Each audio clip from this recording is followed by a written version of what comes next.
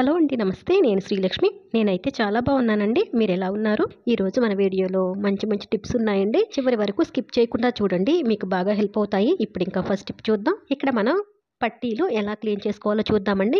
చూస్తున్నారు కదా, బాగా నల్లగా అయితే ఉన్నాయి. వీటిని చాలా సింపుల్గా మనం ఈ విధంగా క్లీన్ చేసుకోవచ్చండి. ఇక్కడ మనం ఎలాంటి పేస్ట్ కానీ, అలాగే వెనిగర్ కానీ, ఇంకా నిమ్మకాయ కానీ అలా ఏమీ వాడకుండా ఈ విధంగా పీతాంబరితోనే మనం క్లీన్ చేసుకోవచ్చు. కొద్దిగా పీతాంబరిని బౌల్లోకి తీసుకుని కొంచెం వాటర్ వేసానండి, అది పేస్ట్ లాగా తయారవడానికి. ఇప్పుడు ఇంకా చక్కగా పట్టీలకి ఈ విధంగా అప్లై చేస్తున్నాను. చాలా అంటే చాలా బాగా షైనింగ్ వచ్చాయండి.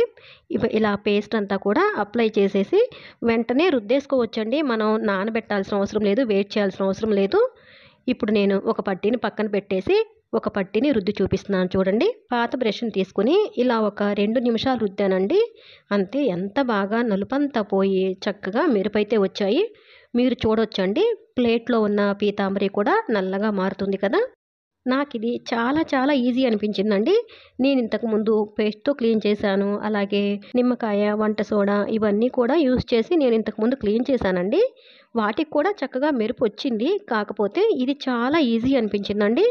షైనింగ్ ఎక్కువ వచ్చింది, అలాగే తక్కువ టైంలో అయిపోయింది.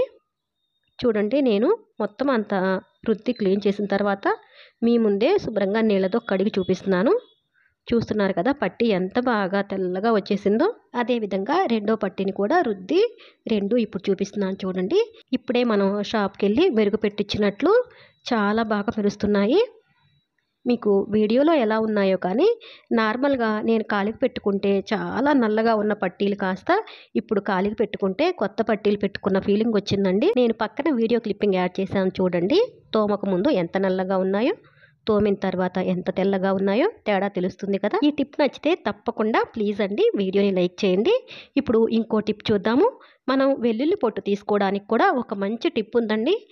జనరల్గా మనం ఇంట్లో అంటే కొద్దిగా కూరలు చేసేటప్పుడు అయితే కనుక ఈ టిప్ పెద్ద ఉపయోగపడదండి, టైం వేస్ట్ కూడా అనమాట. కానీ మనం ఎక్కువ మొత్తంలో కర్రీస్ చేయాలనుకున్నప్పుడు, లేదంటే అల్లం వెల్లుల్లి పేస్ట్ చేయాలనుకున్నప్పుడు కూడా ఈ టిప్ బాగా పనిచేస్తుంది. ముందుగా గిన్నెలోకి రెబ్బలన్నీ ఒలిచిపెట్టుకోవాలి. ఇప్పుడు కుక్కర్లో అడుగున కొద్దిగా నీళ్ళు వేసుకుని ఈ గిన్నెని పెట్టేసి విజిల్ తీసేసి జస్ట్ 2 నిమిషాలండి. కొంచెం అలా ఆవిరి వస్తుంది. అలా ఆవిరి రాగానే వెంటనే స్టవ్ ఆఫ్ చేయాలి. జస్ట్ 2 నిమిషాలు అయితే చాలండి. ఆ తర్వాత తీస్తే చూడండి ఎంత ఈజీగా వస్తున్నాయో. చాలా అంటే చాలా సింపుల్ అండి. మాత్రం వెల్లుల్లి ఉడికిపోతుందేమో అనుకోవద్దు, అస్సలు ఉడకదు. చక్కగా ఈజీగా పని అయిపోతుంది. మనకి తక్కువ టైంలో చాలా ఈజీగా అయిపోతుంది. చూడండి, నేను వలిచిన ఆ పొట్టును కూడా చూపిస్తున్నాను. మనకి ఒక ఫ్లవర్ లాగా అలా ఊరక పట్టుకోగానే ఊడి వచ్చేస్తాయి. ఇప్పుడు ఇంకో టిప్ అండి, థర్డ్ టిప్ చూద్దాం. ఇదేంటంటే చూడండి, ఇన్నర్ వేర్ తీసుకుంటే ఈ బాక్స్ వచ్చిందండి. నాకెందుకో ఈ బాక్స్ చాలా నచ్చింది. హ్యాంగ్ చేసుకోవడానికి కూడా మనకి ఇక్కడ ఒక హుక్ లాగా ఇచ్చాడు. అందుకేనండి దాన్ని పడే బుద్ధి కాక నేను ఈ విధంగా చేశాను. చాలా బాగుంది, మా ఇంట్లో అందరికీ చాలా నచ్చింది. ముందుగా ఈ విధంగా కట్ చేసుకోవాలి. నేను ఇక్కడ వీడియోని కొంచెం ఫాస్ట్ మోడ్లో పెట్టానండి, మీకు క్లియర్గానే అర్థమవుతుంది. మీకు టైం వేస్ట్ ఎందుకులే అని చెప్పేసి కొంచెం ఫాస్ట్ మోడ్లో పెట్టాను. ఇలా కట్ చేసుకోవాలి, క్లియర్గా ఉంది కదా. ఇప్పుడు ఇంకా ఈ బాక్స్ని అలాగే వదిలేయకుండా మీ దగ్గర ఏమైనా క్లాతులు కానీ, ఏదైనా డిజైన్ పేపర్స్ కానీ ఉంటే చక్కగా అతికించుకోండి.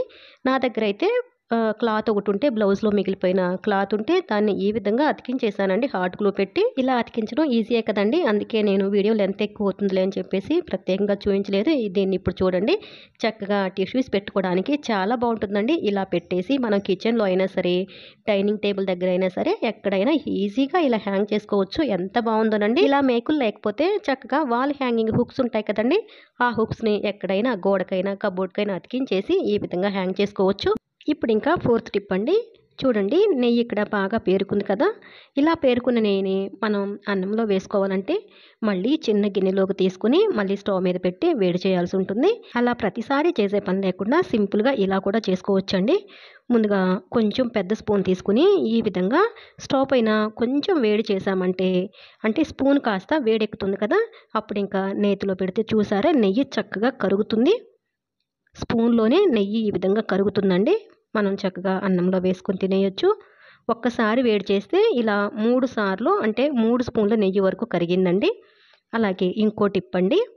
మనకెప్పుడైనా అవసరమయ్యి ఊరగాయ పచ్చడిలో స్పూన్ పెట్టాలనుకున్నప్పుడు కూడా ఈ విధంగా స్టవ్ పైన కొంచెం అలా వేడి చేసామంటే స్పూన్లో ఏదైనా తడి చెమ్మ ఉన్నా పోతుందండి. ఎందుకంటే కొంచెం చెమ్మ తగిలినా సరే పచ్చళ్ళు పాడైపోతాయండి. చిన్న పనే కాబట్టి తప్పకుండా ఈ విధంగా చేసి చూడండి. పచ్చళ్ళు మనకి ఎక్కువ రోజులు ఫ్రెష్‌గా ఉంటాయి. ఇప్పుడు ఇంకా ఫిఫ్త్ టిప్ అండి.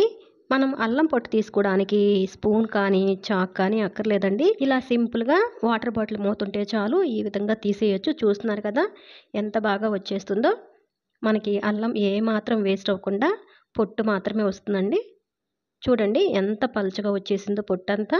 టిప్ నచ్చితే కనుక తప్పకుండా వీడియోని లైక్ చేయండి. ఇప్పుడు అలాగే మూతతోటి మనం చక్కగా వెల్లుల్లి పొట్టు కూడా తీయొచ్చండి. చూడండి ఇలా పొట్టు తీయాలంటే మనం గోర్లుతోనే ఒలుస్తాం కదండీ! అక్కర్లేదండి. సింపుల్‌గా ఇలా మూతతో కూడా ఒలవచ్చు. ఎక్కువ మొత్తంలో ఒలవాలంటే గోర్లు, వేళ్ళు కూడా నొప్పులొస్తాయండి. ఆ ఇబ్బంది లేకుండా సింపుల్‌గా ఇలా కూడా ఒలిచేయొచ్చు. బావుంది కదా! ఈ ఐడియా కూడా. మన వీడియోస్‌లో నేను చెప్పే ప్రతి టిప్ కూడా నేను ట్రై చేశాకే అది వర్క్ అయితేనే మీకు షేర్ చేస్తానండి. ఇప్పుడు సిక్స్త్ టిప్ చూద్దాం.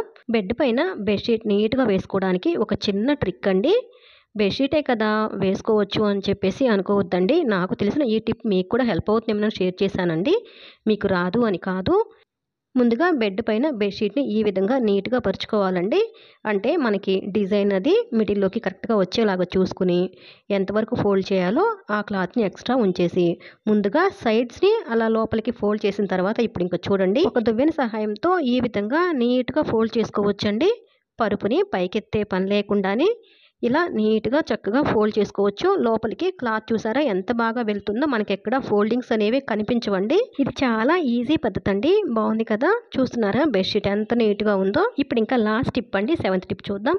కిచెన్‌లో ఇలా స్టీల్ డబ్బాలుంటాయి కదా! ఆ డబ్బాల పైన మనకి అప్పుడప్పుడు కొంచెం చేతులతో మనం అంటే కిచెన్‌లో అవి ఇవి పట్టుకొని అదే చేతులతో డబ్బాలవి పట్టుకుంటాం కాబట్టి కొంచెం జిడ్డు మరకల్లాగా అవి కనిపిస్తూ ఉంటాయి. వాటిని మనం ప్రతిసారి తోమాల్సిన అవసరం లేదండి. తోమకుండానే మనం ఈజీగా ఈ విధంగా కూడా క్లీన్ చేసుకోవచ్చు.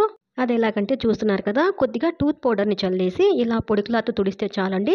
స్టీల్ డబ్బాలు మనం తోమి తుడిస్తే ఎంత క్లీన్‌గా ఉంటాయో అంత క్లీన్‌గా వస్తాయన్నమాట. మనం ప్రతిసారి తోమాలన్నా కూడా కష్టమే కదండీ! కిచెన్‌లో పని ఒకదానికొకటి ఎక్కువైపోతూ ఉంటుంది. అందుకే ఇలా చేసి చూడండి. మన శ్రమ తగ్గుతుంది. అలాగే కిచెన్ కూడా ఎప్పుడు చూసినా నీట్‌గా కనపడుతుంది. ఇవాల్టి వీడియోలోని టిప్స్ ఇంతేనండి. మీ అందరికీ బాగా హెల్ప్ అవుతాయనుకుంటున్నాను. నచ్చినట్లయితే ప్లీజ్ అండి తప్పకుండా వీడియోని లైక్ చేసి మీ అభిప్రాయాన్ని కామెంట్ సెక్షన్‌లో తెలియజేసి అలాగే ఛానెల్ కూడా సబ్స్క్రైబ్ చేసుకొని పక్కనే ఉన్న బెల్ ఐకాన్ యాక్టివేట్ చేసుకోండి. Thanks for watching.